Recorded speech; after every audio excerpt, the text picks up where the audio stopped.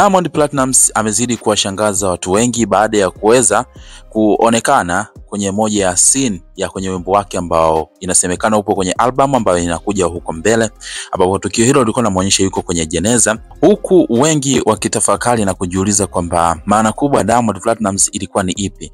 Ingawaje majibu kamili juu ya kile ambacho Diamond alikuwa anamaanisha kwenye lile jeneza yameweza kuelezwa wazi na nitakwambia hapa.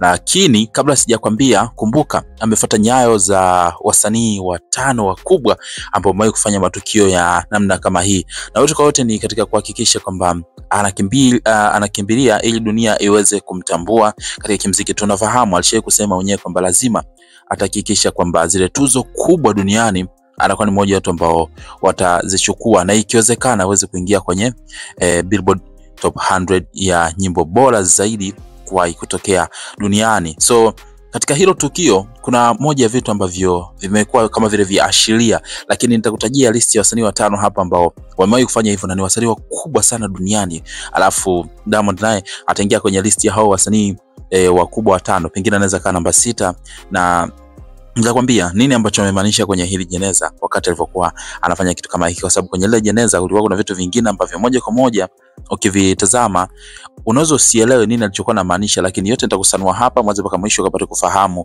ukweli wote. Sio kana kwamba alikuwa anatabiri kifo wala nini, lakini kuna mambo muhimu sana ambayo alikuwa anaeleza katika hiki ambacho kimeonekana kama scene moja hapo, na picha yake ikawa ina trend zaidi. Lakini nikukumbushe kabla tujaendelea, tujafika mbali zaidi, inawezekana ni tukio baya kwa namna moja ama namna nyingine, na kulala kwenye jeneza ni kitu fulani hivi ambacho of course hakikubaliki, ila hali mtu ukiwa bado mzima.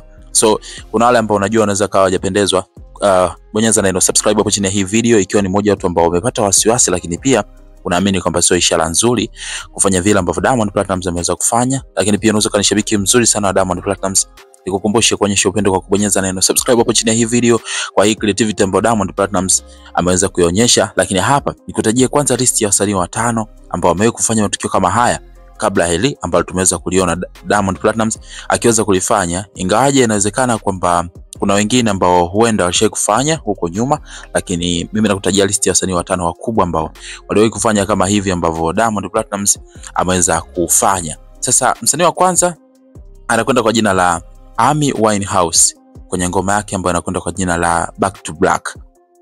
Video ya nyimbo hii ina sehemu ya tukio la msafara mazishi, yani funeral procession, ambapo Amy Winehouse anakula na kuabudu msiba wa uhusiano uliofifia.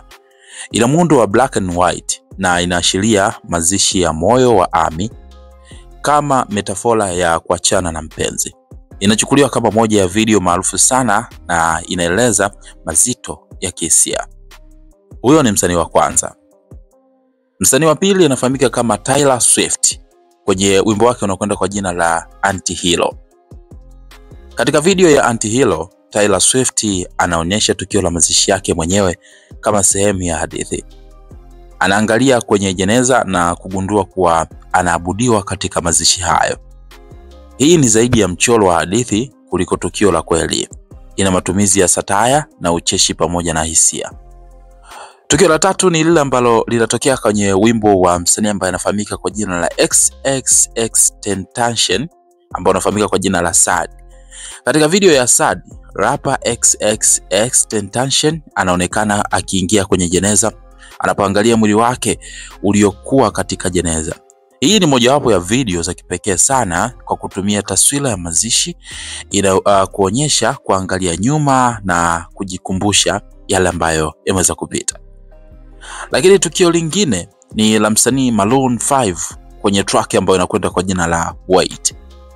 Video ya Wait ina sehemu ambapo lead singer Adam Levine anaamka ndani ya jeneza na analuka kutoka nje.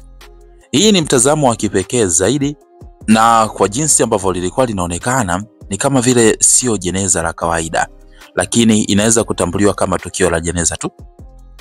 Hiyo ilikuwa ni namba 4. Na msanii wa mwisho anafahamika kwa jina la My Chemical Romance kwenye wimbo wake ambao unakwenda kwa jina la Helena.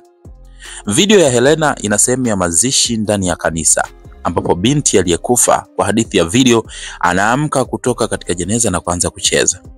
Ingawa hii ni hadithi ya kubuni, lakini inaelezwa kama funeral scene ndani ya hiyo video. Sasa hawa ni listi tu ya wasanii wachache ambao wamewahi kufanya scene kama hizo kwenye video zao na kuonyesha kuwa kwenye jeneza, wengine wanatoka kwenye jeneza na vitu kama hivyo. Diamond Platnumz anaingia kwenye listi ya hao wasanii ambao wamefanya tukio kama hilo, ila maana yake kwa upande wake imekuwa ni tofauti kabisa na vile ambavyo wao walikuwa wanamaanisha. Kumbuka hawa wasanii ambao nimeweza kutajia ni listi ya wasanii wakubwa sana duniani ambao tuzo pia zimewahusu, wamechukua tuzo nyingi sana za kidunia na wengine wameingia hadi kwenye Billboard 100 na vitu kama hivyo. So Diamond, kama ambavyo tuliwahi kusikia, ndoto yake kubwa ni kuhakikisha kwamba sio tu Afrika inamtambua, bali anataka kuvuka kwenda level za dunia zaidi, ili mwisho wa siku aweze kufanya ulimwengu uweze kumtambua na kuweza kutengeneza historia kubwa zaidi, ikiwezekana aweze kuja kuwa tajiri namba 1 zaidi Afrika.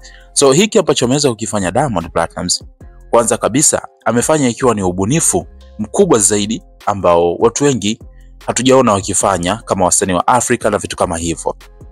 Lakini nikukumbushe pia kwamba hili sio tukio la kwanza kwa Diamond Platnumz kuwa kwenye jeneza. Tunafahamu wakati wa Wasafi Festival mwaka fulani hivi, ilikuwa ni katika mkoa wa Mbeya, Diamond Platnumz alishawahi kufanya the same, na mwisho wa siku aliaminisha watu kwamba ilikuwa ni creativity tu ambayo alifanya, japokuwa alikuwa anaogopa sana. Lakini turudi kwenye story ya huu wimbo ambao Diamond amekuwa akiushoot video yake, ambao mpaka sasa hivi hatujui video ya wimbo ni na jina gani hasa. Ukiangalia vizuri utaona kabisa kwamba hapo kwanza nje ya hilo jeneza kuna maandishi WCB Wasafi, alafu kuna dola nyingi sana zimezunguka jeneza.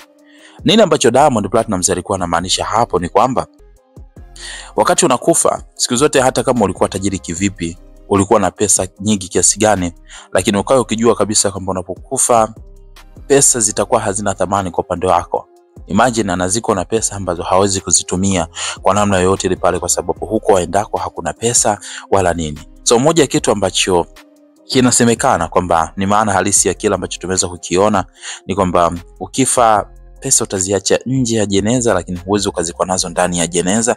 Lakini pia inatakiwa uishi vizuri na watu, kwa sababu kile ambacho nakilingia ambacho ni pesa, mwisho wake huaga ni hapa hapa duniani. Hiyo ni maana ndogo sana ambayo tumeambiwa kwa mujibu wa kile ambacho kinasemekana kuwa ni ukweli wa kile ambacho kilikuwa kinamaanishwa, ingawaje kunaweza kuwa kuna ukweli ambao umejificha ndani ya hiki ambacho ameweza kufanya Diamond Platnumz. Mimi na wewe hatujui, lakini tusubiri kuona kwenye hiyo album ambayo inakuja, na inasemekana kama haitotoka mwaka huu basi ni mwakani mwanzoni kabisa. Lakini kuna kipi zaidi ambacho unaamini Diamond Platnumz anaweza kama tufiche katika hilo jeneza ambalo scene imeonekana kuwa iko ndani ya jeneza? Comment yako ikihusika hapo chini, tukomentisha sana, lakini usisahau kusubscribe kwa ajili ya updates. Mimi naitwa Gabby Official, mpaka next video, bye bye.